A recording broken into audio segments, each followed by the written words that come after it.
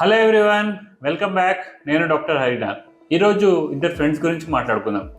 సురేష్, రమేష్. ఇద్దరు 22 ఇయర్స్ ఏజ్లో first job start చేశారు. Monthly salary 30,000 rupees.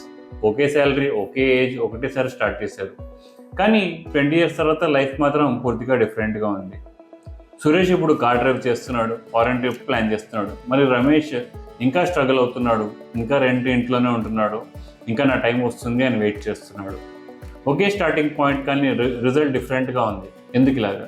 మరి డిఫరెన్స్ ఎక్కడొచ్చింది? Simple, savings versus investing. ఈ వీడియో ఎండ్ వరకు చూడండి, ఎందుకంటే చివరికి మీకు క్లియర్గా అర్థమవుతుంది ఏది వెల్త్ బిల్డింగ్ చేస్తుంది, ఏది జస్ట్ సేఫ్టీ అండ్ ఫీలింగ్ ఇస్తుంది. మరి మీ డబ్బు మీరు యాక్చువల్గా ఏం చేయాలని కూడా తెలుస్తుంది. ముందుగా రమేష్ గురించి మాట్లాడుకుందాం.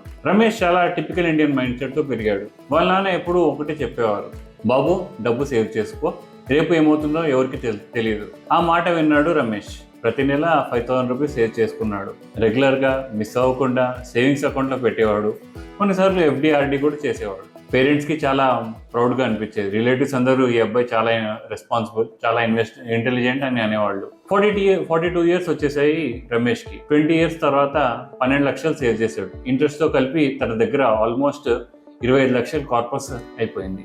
వినడానికి బాగానే ఉంది కదా, కానీ ఇక్కడ చిన్న ప్రాబ్లం స్టార్ట్ అవుతుంది. ఈ విషయం రమేష్కి ఎవరు చెప్పలేదు. 2005లో 1 lakh రూపీస్తో ఒక మంచి సెకండ్ హ్యాండ్ కార్ కూడా కొనొచ్చు, కానీ ఇప్పుడు అదే అమౌంట్తో ఒక స్కూటర్ కూడా కొనడం కష్టమైపోయింది. అంటే ఏంటి? ఇన్ఫ్లేషన్ అంటే మీ అకౌంట్లో ఉన్న డబ్బు కనిపించకుండా పోవడం కాదు, కానీ డబ్బు కొనగలిగే శక్తి తగ్గిపోవడం. ఇండియాలో యావరేజ్ ఇన్ఫ్లేషన్ 5 to 6% ఉంటుంది. సేవింగ్స్ 3 to 4% ఇస్తుంది. సేవింగ్స్ అకౌంట్ అయితే, FDలో అయితే మనకి 6 to 7% ఇంట్రెస్ట్ వస్తుంది. అది చూస్తే మీ మనీ పెరిగింది అనిపిస్తుంది, కానీ ట్యాక్సెస్ తీసేసిన తర్వాత ఇన్ఫ్లేషన్ కన్సిడర్ చేస్తే మీరు ఆల్మోస్ట్ అక్కడే ఉంటారు. కొన్నిసార్లు వెనక్కి కూడా వెళ్తారు. రమేష్ కష్టపడి సేవ్ చేశాడు, కానీ తన మనీ వాల్యూ మాత్రం స్లోగా తగ్గుతూనే ఉంది. బెలూన్ నుండి గాలి మెల్లిగా లీక్ అయినట్టు. అతను తన పేరెంట్స్ చెప్పిన అన్ని ఫాలో అయ్యాడు, కానీ అవి మాత్రం ఫ్యూచర్ బిల్డ్ చేయలేకపోయాయి, అవి సరిపోలేకపోయాయి. ఇప్పుడు సురేష్ని చూద్దాం. సురేష్ కూడా ప్రతి నెల 5,000 సేవ్ చేయడం మొదలుపెట్టాడు. సేమ్ అమౌంట్, కానీ FDలో పెట్టడం బదులు ఒక సింపుల్ SIP స్టార్ట్ చేశాడు. అంటే సిస్టమాటిక్ ఇన్వెస్ట్మెంట్ ప్లాన్, అది కూడా ఇండెక్స్ మ్యూచువల్ ఫండ్లో. వాళ్ళ బాబాయ్ చెప్పాడు దాని గురించి. మొదట్లో సురేష్కి కూడా చాలా భయంగా ఉండేది. అందరూ చెప్పారు స్టాక్ మార్కెట్లో డబ్బు పెడితే పోగొట్టుకుంటామని. మేబీ మీరు కూడా ఈ మాట వినిపించి ఉంటుంది.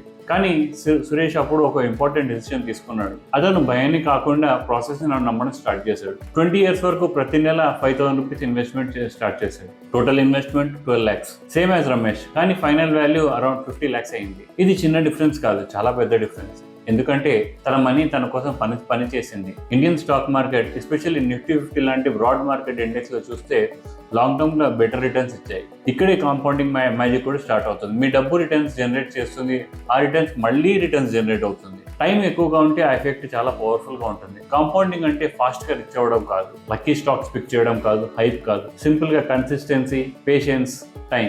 రమేష్ మనీని ప్రొటెక్ట్ చేశాడు, సురేష్ మనీని గ్రో చేశాడు. అదే ఫైనల్గా పెద్ద గ్యాప్ క్రియేట్ చేసింది. ఇప్పుడు ఒక విషయం క్లియర్ చేసుకోండి. సేవింగ్స్ అంటే బ్యాడ్ కాదు, ఇన్వెస్ట్మెంట్ అంటే గ్యాంబ్లింగ్ కాదు. రెండిటికి ప్లేస్ ఉంది, కానీ రెండిటికి పర్పస్ వేరే.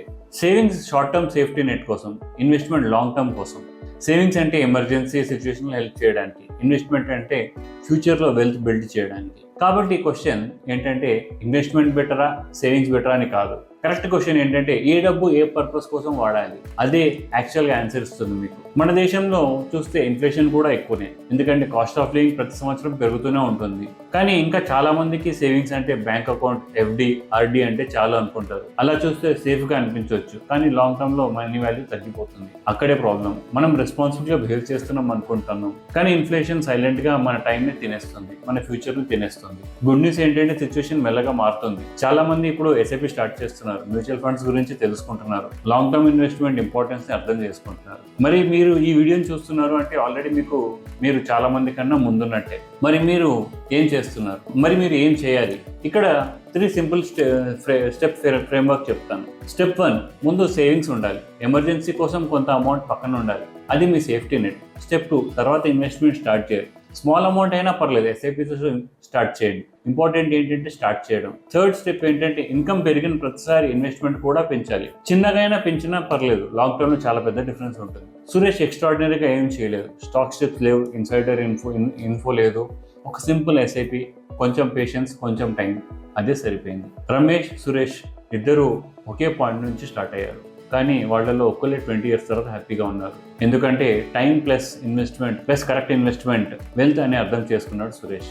మీరు లైఫ్ అంతా కష్టపడి పనిచేసి ఇన్ఫ్లేషన్ మీ ఫ్యూచర్ని సైలెంట్గా డిస్ట్రాయ్ చేయడానికి అలౌ చేయకండి. మీ పేరెంట్స్ సేవ్ చేశారు మీకు మంచి లైఫ్ ఉండడానికి. ఇప్పుడు మీ టర్న్.